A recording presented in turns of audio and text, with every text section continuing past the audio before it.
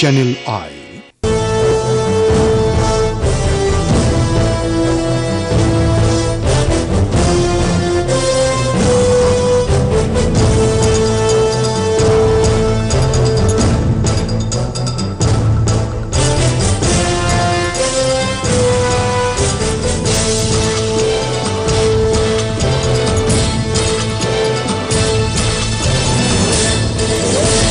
আসসালামু আলাইকুম। সবাইকে শুভেচ্ছা জানিয়ে ব্রিটেন ও ইউরোপের বিবিধ খবরাখবর নিয়ে শুরু করছি আমাদের নিয়মিত আয়োজন আমাদের খবর। বার্তাকক্ষে আপনাদের সাথে আছি আমি ইয়াসমিন সুলতানা পলিন। জার্মান আওয়ামী লীগের আহ্বায়ক কমিটির উদ্যোগে গত শনিবার ওফেনবার্গ শহরে মুক্তিযুদ্ধের সংগঠক আওয়ামী লীগ নেতা আব্দুর রাজ্জাকের মৃত্যুতে এক শোকসভা ও দোয়া মাহফিলের আয়োজন করা হয়।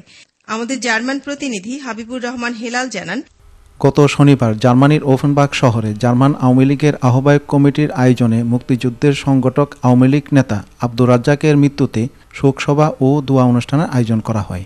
এবিএম ফরিদ আহমেদের সভাপতিত্বে ও আবু জাফর স্বপনের পরিচালনায় আরও বক্তব্য রাখেন এমদাদুর রহমান রেজভী, রোকেয়া সুলতানা, জামশেদ আলম রানা, আনোয়ারুল ইসলাম রতন।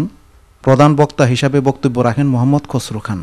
বক্তারা মরহুম নেতা আব্দুর রাজ্জাকের বর্ণিল রাজনৈতিক জীবন, তার আদর্শ ও নেতৃত্ব নিয়ে আলোচনা করেন এবং মুক্তিযুদ্ধের সময় তার সাহসী ভূমিকা ও সাংগঠনিক কার্যক্রম নিয়ে আলোচনা করেন।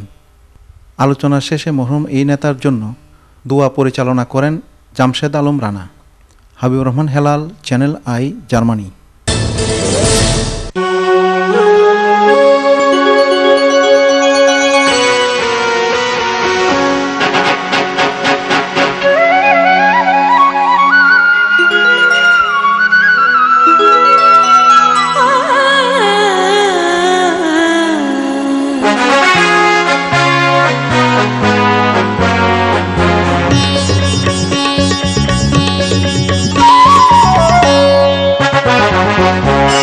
Channel I.